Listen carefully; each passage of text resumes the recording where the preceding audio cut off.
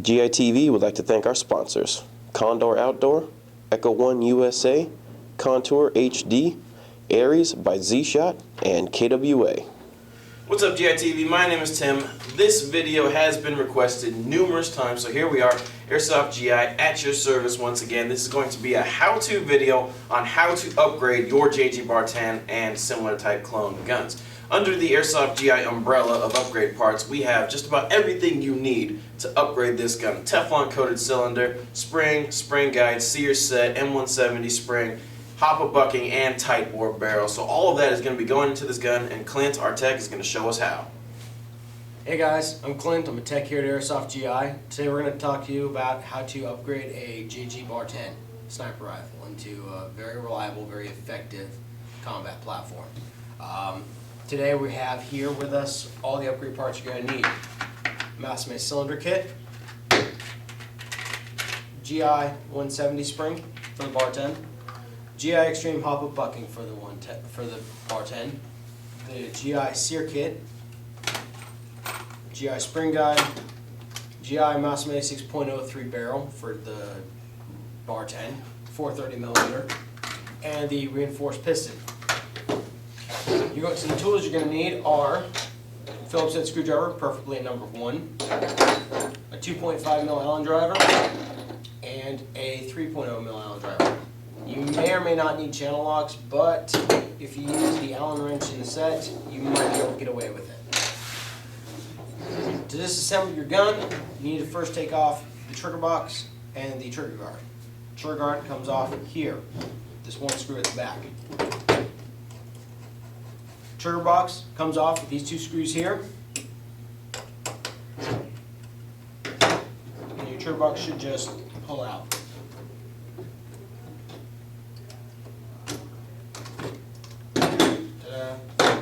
Then your cylinder kit just slides right out. We're going to start with the cylinder. It's a little bit easier to do. With this, you won't really need much of the internals. We're going to replace them with the GI upgrade parts. But you will need the bolt. You're going to need your 3mm Allen driver here. Remove the back screw here. Be careful, there are springs and pins that you need to be very careful of here. If you lose them, you're going to roll to hurt.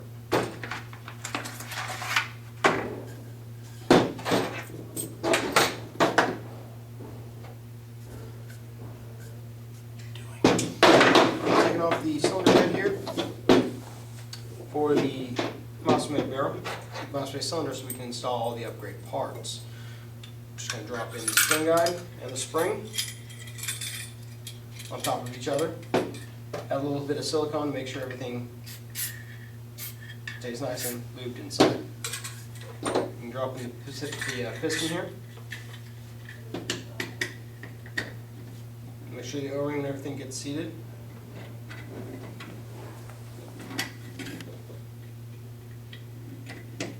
And you're going to just screw in the cylinder head.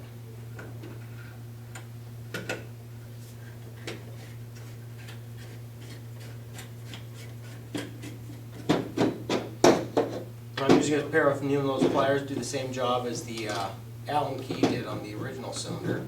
You just want to be careful you don't over torque it down. Okay. Then you're going to reinstall your bolt. Bolt handle, I should say. Alright, so once you got the cylinder set assembled, you can go ahead and set that off to the side. You don't really need to worry about it. Now I'll move on to the sear box and the sear kit. There are 5 screws that you need to take out, which is why you have your Phillips head driver here. First is going to be for the safety, and then these 4 screws here.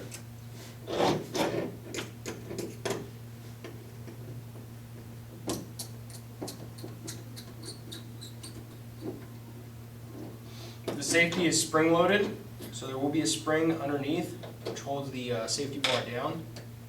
Be careful of that. There are a number of screws inside the sear box here. One is for the trigger, the other one is for the sear. They will fly out. You really don't need them, as there are sear springs inside the sear set from GI.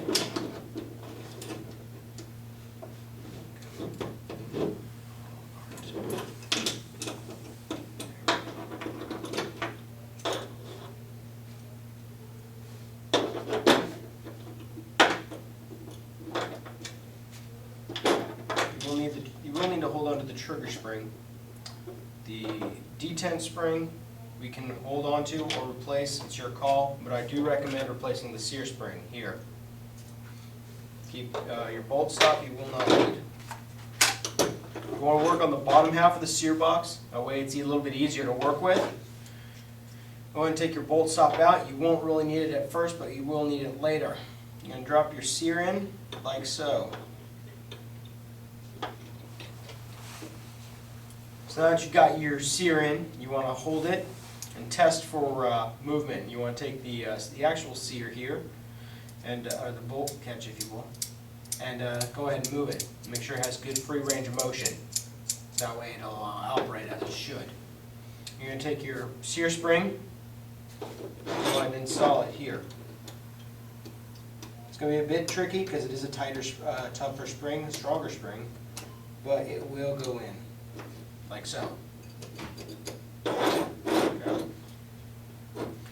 Take your trigger spring, trigger post, and your trigger, and you're going to install that one.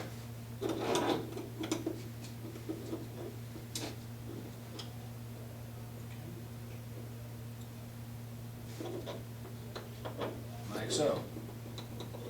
Then you're going to just reinstall the sear kit back together. As you're doing this, you don't want to over tighten these screws down. You will strip them out. When you do strip them out, unfortunately, the only thing you can do is find a replacement sear box from a Boneyard BAR10.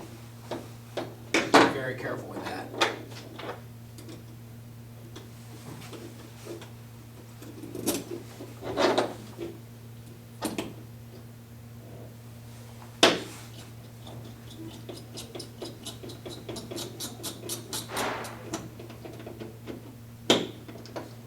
Once you get this all together, you're going to want to test it. You're going to push down on the sear and then pull the trigger. If it goes down after you pull the trigger, you got it working right. Go ahead and set that off to the side along with your cylinder kit. Now we're going to work on the barrel and installing the hop-up and the inner barrel. To do this, you need to first disassemble the receiver from the barrel itself. Takes one Phillips screw, which is kind of tough.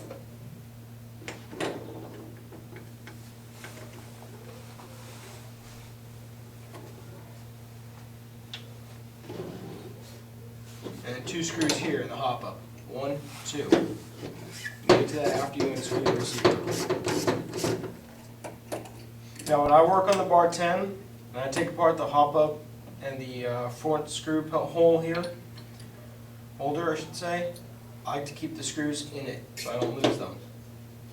You then take off the hop-up adjustment lever here, another single Phillips head screw. Then the hop-up and barrel assembly should just slide right out. The barrel will come with spacers. You can go ahead and take them off.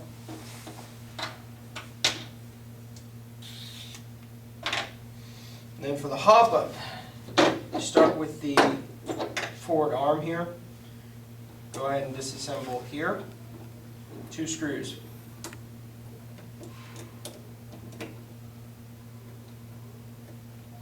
And then back here, 1 screw.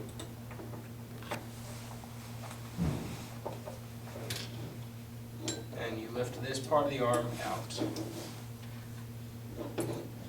And there are 2 screws, forward and rear on the hop-up assembly. Disassemble these. On the lower hop-up arm, there is a spring and a spring-loaded nub, if you will, that gives you this nice clicking and positive feedback on the hop-up. Keep it in place. When you lift this up, you don't want to lose them. They're right here. Barrel just slides out.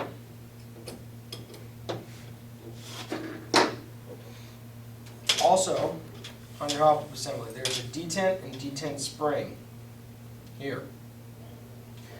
Do not lose this spring. It is very critical.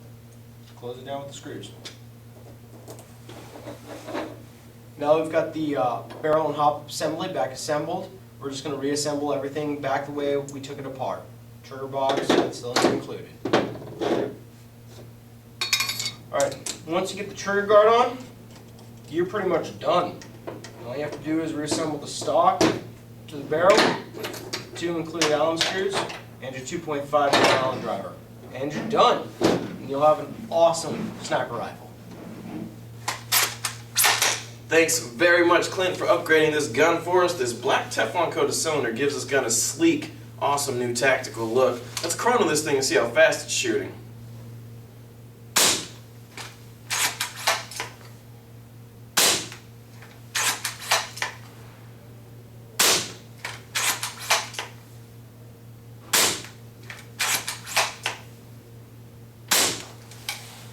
Alright, so here's the deal.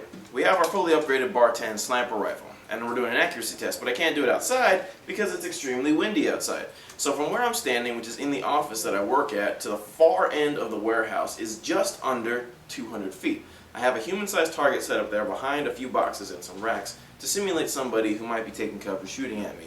So it would be the perfect target to take for your BAR10 sniper rifle that is fully upgraded. So let's see how well this fully upgraded gun does in ideal conditions, obviously with no wind, at 200 feet.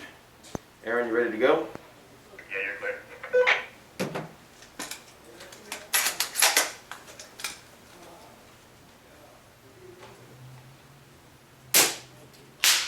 Hit.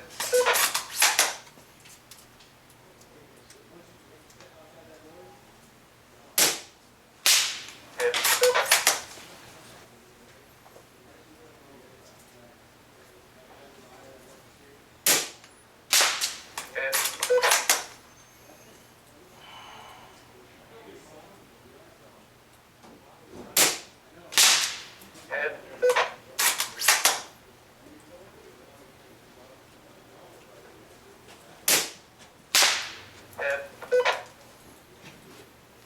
Alright, that's 5 shots. Let people know that they're good to go.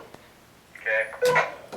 Alright, so 5 shots in a row at 200 feet-ish with this fully upgraded BAR10. Now obviously these are ideal conditions with absolutely no wind and hitting a human-sized target, but this is a testament to what a fully upgraded sniper rifle can do with Airsoft GI upgrade parts.